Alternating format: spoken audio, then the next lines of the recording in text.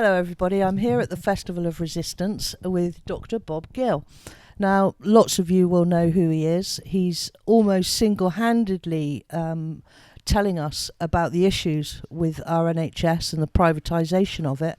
And this weekend he's spoken at 2 meetings and telling people what they can do as ordinary people. And I'd just like you to sort of give us a flavour of what you've been telling everybody and what you've got out of this weekend as well. Yeah, so my main goal was to try and inform as many people as possible as to the imminent threat of the NHS with the Health and Care Bill that's going before Parliament at the moment. And what it will do is actually finish off the privatisation job. It will break up the NHS into 42 integrated care systems. Don't be misled by the terminology. These are based on the American insurance system, and they will have a fixed budget, and out of that fixed budget, the integrated care boards can create a surplus, efficiency, to me and you, profit.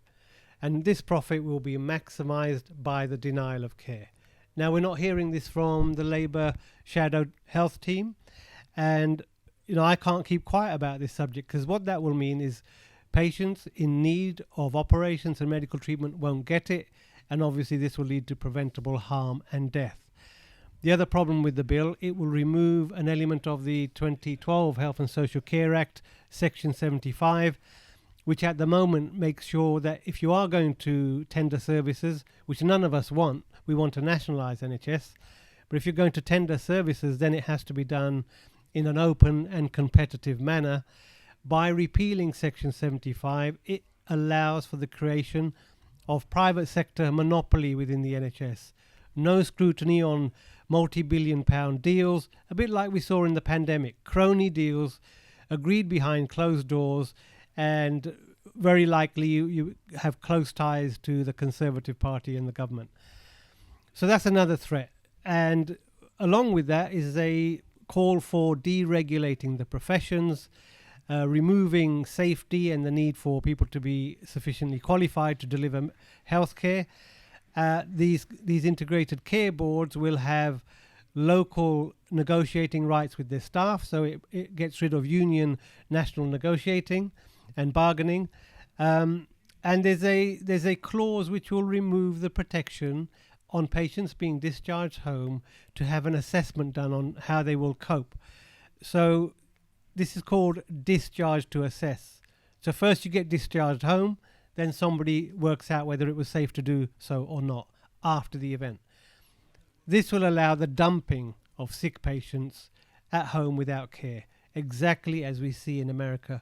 So, to sum up, this is the home straight of the privatisation, and it will be transferring control of NHS budgets to private insurance company, predominantly United Health, who had their man at the top of the NHS since 2014, Simon Stevens.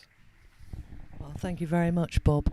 Well, I know that you were saying that the doctors will be replaced by nurses, the nurses will be replaced by care workers, and the care workers will be replaced by volunteers. So, and the middle class people that are fairly well off, who own their own homes, which might be you, are going to find yourselves having to sell your house, sell your home, so that you can finance any health issues that you have, and then your budget within the NHS is transferable, so that you will have to top up that, but they get their profit anyway, these insurance companies, private companies. Yeah, you've got to remember, think about healthcare not as we think about it in this country, as a human right, as something we do, we look after each other.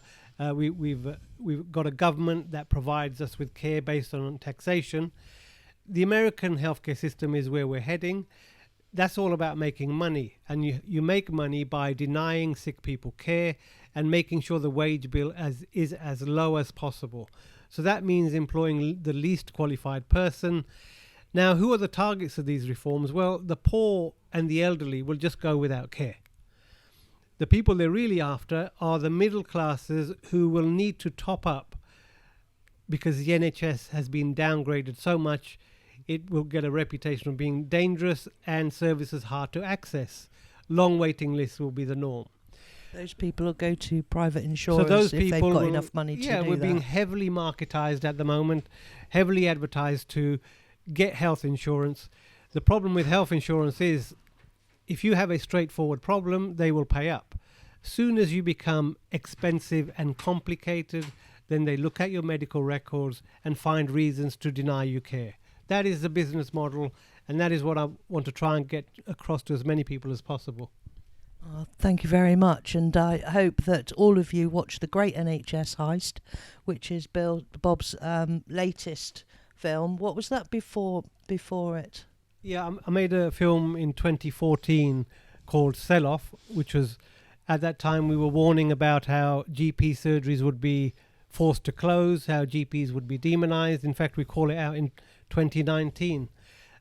As the restructures took place, the governments have to identify scapegoats before they do anything. Immigrants are the easiest scapegoats, but we see playing out before our eyes how GPs are being scapegoated for lack of access, lack of face-to-face access. But who was it who told the GPs to close their doors and do total triage? It was the government. So, unfortunately, the GPs have unwittingly fallen into a trap deliberately set by government, and now the clapping has changed to scapegoating. And that's what we're seeing unfold. Well, and thank you very much. I hope you all please follow Dr. Bob Gill. He's just Dr. Bob Gill on Twitter. I think he's just Bob Gill on Facebook. But find his films and please watch them. And please do all you can. Talk to everybody you know and try and convince them that this is actually happening, because everybody's so mired in mainstream media that they don't even realise what's happening, do they? Absolutely. Don't wait to hear this on the BBC, because you never will.